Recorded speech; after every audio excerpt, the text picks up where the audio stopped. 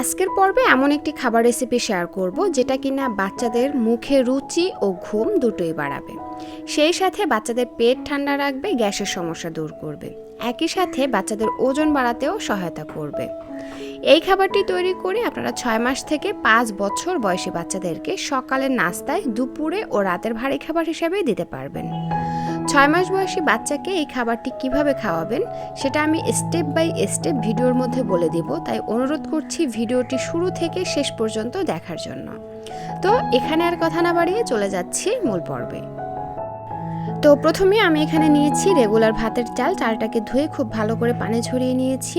আর আপনার বাচ্চার যদি গ্যাসের সমস্যা না থাকে সেই ক্ষেত্রে কিন্তু আপনি ভাতের চালের পরিবর্তে সুগন্ধি পোলাওর চালটা নিতে পারেন, খাবারের একটু ভিন্নতা আনার জন্য। এবার এর মধ্যে দিয়ে দিচ্ছি গাজর আর মিষ্টি আলু। গাজর আর মিষ্টি আলুটাকে এভাবে কিউব করে কেটে নিয়েছি। আমি ছোট সাইজের একটি গাজর নিয়েছি এবং একটি বড় সাইজের মিষ্টি আলুর অর্ধেকটা খোসা ছাড়িয়ে এভাবে কেটে নিয়েছি। এবারে সব কিছু সিদ্ধ হওয়ার জন্য দিয়ে দিব পর্যাপ্ত পরিমাণে পানি। আর পানির পরিমাণটা আমি এখানে একটু বেশিই ব্যবহার করছি, যেহেতু এখানে ভাতের চাল রয়েছে আর ভাতের চালটা সিদ্ধ হতে কিন্তু একটু সময় বেশি লাগবে। তো সেটা বুঝে আপনারা এখানে পানির পরিমাণটা কমিয়ে বাড়িয়ে ব্যবহার করবেন। তো একটা ঢাকনা দিয়ে ঢেকে আমি প্রায় 25 থেকে 30 মিনিটের মতো রান্না করে নিয়েছি। আর এরই মধ্যে কিন্তু দেখুন এই যে সবজিটাও খুব ভালো করে সিদ্ধ হয়ে গেছে, সেই সাথে ভাতটাও কিন্তু সিদ্ধ হয়ে গেছে। তো এই পর্যায়ে আমি এর মধ্যে দিয়ে দিব 3টি খেজুর। দর্শক, আপনার বাচ্চার বয়স যদি 6 মাস হয় সেই ক্ষেত্রে আপনি এখানে শুধুমাত্র মিষ্টি আলুটা ব্যবহার করবেন আর হচ্ছে 1 থেকে 2টার মতো খেজুর ব্যবহার করবেন। আর গাজরটা আপনি বাদ দিয়ে দিবেন। 3 দিন পরে আপনি এখানে গাজরটা ইউজ করবেন।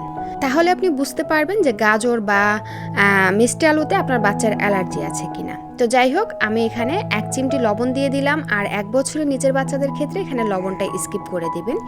এবার ঢাকনাটি দিয়ে চুলাটা বন্ধ করে আমি এটাকে 2 থেকে 3 মিনিটের মতন রেখে দিচ্ছি। এতে করে চুলার যে গরম রয়েছে তাতেই কিন্তু খেজুরটা ভালো করে সিদ্ধ হয়ে যাবে এবং খেজুরের পুষ্টিগুণও অক্ষত থাকবে। তো যাই হোক, এই তো সব কিছু খুব ভালো করে সিদ্ধ হয়ে গেছে। এই পর্যায়ে আমি একটা আলু ম্যাশারের সাহায্যে খাবারটি খুব ভালো করে ম্যাশ করে দিব। বিশেষ করে 6 মাস থেকে 8 মাস বয়সী বাচ্চাদের ক্ষেত্রে কিন্তু আপনারা এই পর্যায়ে খাবারটি ঠান্ডা করে ব্লেন্ডারে জারে দিয়ে ব্লেন্ড করে নিতে পারেন।